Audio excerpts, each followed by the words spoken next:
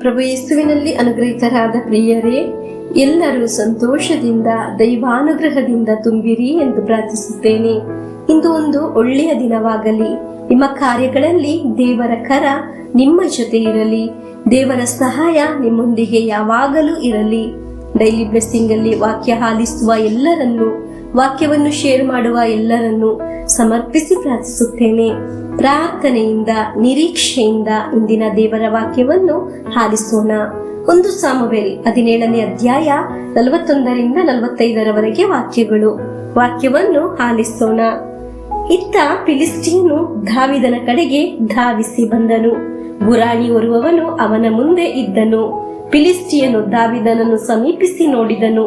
ಕೆಂಬಣ್ಣದವನು ಸುಂದರನು ಆದ ಆ ಯುವಕನನ್ನು ದಿಟ್ಟಿಸಿ ತಾತ್ಸಾರದಿಂದ, ನೀನು ಕೋಲು ಹಿಡಿದು ನನ್ನ ಬಳಿಗೆ ಬರಲು ನಾನು ನಾಯಿ ಎಂದು ತಿಳಿದುಕೊಂಡೆಯಾ ಎಂದು ಹೇಳಿ ಅವನನ್ನು ತನ್ನ ದೇವರ ಹೆಸರಿನಲ್ಲಿ ಶಪಿಸಿದನು.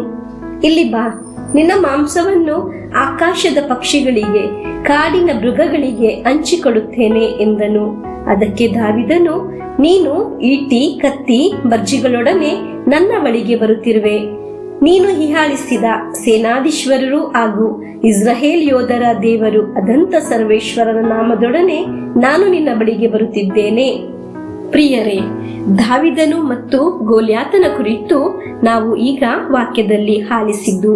ದಾವೀದನು ಗೋಲ್ಯಾತನು ಹತ್ತಿರ ಯುದ್ಧಕ್ಕೆ ಹೋಗುವಾಗ ದಾವೀದನ ಸಹೋದರರ ಸಮೇತ ದಾವೀದನಿಗೆ ಬೆಂಬಲ ನೀಡಲಿಲ್ಲ. ಆದರೆ ದಾವೀದನು ದೇವರ ನಾಮವನ್ನು ಘೋಷಿಸಿದನು. ದೇವರೇ, ನನ್ನ ತಾಕತ್ತಲ್ಲ, ನೀವು ಆಗಿದ್ದೀರಾ ನನ್ನನ್ನು ಬಲಪಡಿಸುವುದು, ಸಹಾಯ ಮಾಡುವುದು, ಶಕ್ತಿಪಡಿಸುವುದು ಎಂದು ದೇವರ ನಾಮದಲ್ಲಿ ಬರುತ್ತಿದ್ದೇನೆ ಎಂದು ಘೋಷಿಸಿದನು. ಪ್ರಿಯರೇ, ಇಂದು ನೀವು ಹೇಳಿ, ನಾನು, ನನ್ನ ಕುಟುಂಬವು ಪ್ರಭುವಿನ ನಾಮದಲ್ಲಿ ನಿಂತಿರುವುದು ಎಂದು. ಪ್ರಿಯರೇ, ಪ್ರಭುವಿನ ನಾಮದಲ್ಲಿ ಗುರಿಯಿಟ್ಟವನು ಒಂದು ಸರಿಯಾದ ಜಾಗದಲ್ಲಿ ನಿಲ್ಲುತ್ತಾನೆ. ಪ್ರಿಯರೇ, ನಮ್ಮ ಬುದ್ಧಿ, ನಮ್ಮ ಶಕ್ತಿ, ನಮ್ಮ ತಾಕತ್ತು ಎಂದು ಯೋಚಿಸದೆ ನಮ್ಮ ಜೊತೆ ದೇವರ ಕರ ಇದ್ದರೆ ನಮ್ಮ ಗುರಿ ವಿಜಯಿಸುತ್ತದೆ. ಪ್ರಿಯರೇ, ಎಷ್ಟೋ ಜನ ಸ್ವಂತ ಬುದ್ಧಿಯಲ್ಲಿ ತೀರ್ಮಾನ ಮಾಡಿ ಸೋಲನ್ನು ಅನುಭವಿಸಿದ್ದಾರೆ. ಅನೇಕರು ಅನೇಕ ಕಾರ್ಯಗಳನ್ನು ಮಾಡಿ ಒಂದು ಬ್ಯಾಂಕಿನಲ್ಲಿ ಲೋನು ತೆಗೆದುಕೊಂಡು ಮಕ್ಕಳನ್ನು ಒಂದು ಲೆವೆಲ್ ಅಲ್ಲಿ ಓದಿಸಬೇಕೆಂದು ಯೋಚಿಸಿ ಸ್ವಂತ ತೀರ್ಮಾನ ತೆಗೆದು ಪರಾಜಯವನ್ನು ಅನುಭವಿಸಿದ್ದಾರೆ. ಅನೇಕ ವ್ಯಕ್ತಿಗಳಲ್ಲಿ, ಮನುಷ್ಯರಲ್ಲಿ ಅಂದವಾಗಿ ವಿಶ್ವಾಸಿಸಿ ಆಶ್ರಯಿಸಿ ಅನೇಕ ಕಾರ್ಯಗಳನ್ನು ಮಾಡಿದ್ದಾರೆ. ಪ್ರಭುವಿನಲ್ಲಿ ಆಶ್ರಯಿಸದೆ ದೇವರ ನಾಮವನ್ನು ಹೇಳದೆ ಅನೇಕರು ಸ್ವಂತ ಬುದ್ಧಿಯಲ್ಲಿ ಮಾಡಿದ ಎಲ್ಲಾ ಕಾರ್ಯಗಳು ಪರಾಜಯದಲ್ಲಿ ಆಗಿವೆ.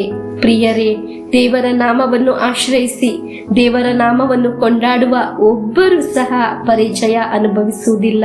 ದೇವರು ಅದಕ್ಕೆ ಸಮ್ಮತಿಸುವುದಿಲ್ಲ.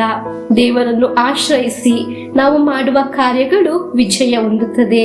ವ್ಯಾಪಾರವಾಗಲಿ, ಮಕ್ಕಳ ಭವಿಷ್ಯವಾಗಲಿ, ಕುಟುಂಬದ ಕಾರ್ಯಗಳಾಗಲಿ, ಎಲ್ಲ ದೇವರನ್ನು ಆಶ್ರಯಿಸಿ ಮಾಡುವ ಕಾರ್ಯಗಳು ಉನ್ನತ ಸ್ಥಾನಕ್ಕೆ ತಲುಪುತ್ತದೆ.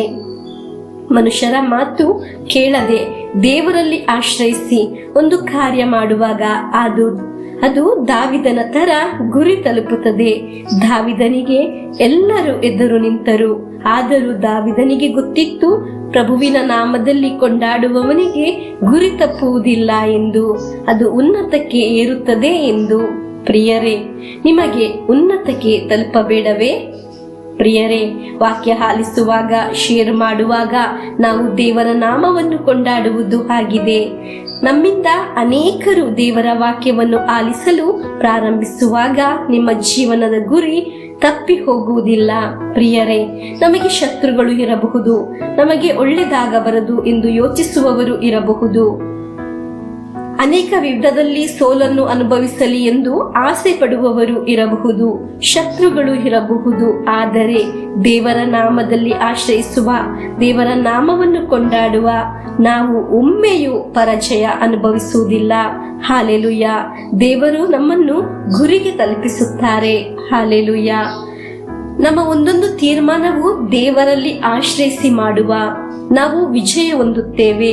ಖಂಡಿತವಾಗಿಯೂ ಇಂದು ಆಲಿಸಿದ ವಾಕ್ಯದೊಂದಿಗೆ ನಮಗೆ ಪ್ರಭು ಯೇಸುವಿನ ಆಶೀರ್ವಾದವನ್ನು ಸ್ವೀಕರಿಸೋಣ. ನಮ್ಮ ಪ್ರಭು ಯೇಸುಕ್ರಿಸ್ತರ ವರಪ್ರಸಾದವು, ದೇವರ ಪ್ರೀತಿಯು, ಪವಿತ್ರಾತ್ಮರ ಅನ್ಯೋನ್ಯತೆಯು ನಮ್ಮೊಡನೆ ಇರಲಿ. ರೋಗಗಳಿಂದ, ಅಪಘಾತದಿಂದ, ದುರ್ಮರಣದಿಂದ, ಅಗಾಲಿದ ಮರಣದಿಂದ, ಅಸೂಯೆಯಿಂದ, ಮೋಸೆ ವಂದನೆಯಿಂದೆല്ലാം ದೇವರು ನಮ್ಮನ್ನು ಸಂರಕ್ಷಿಸಲಿ. ಹಾಲೆಲೂಯ, ಆಮೇನ್.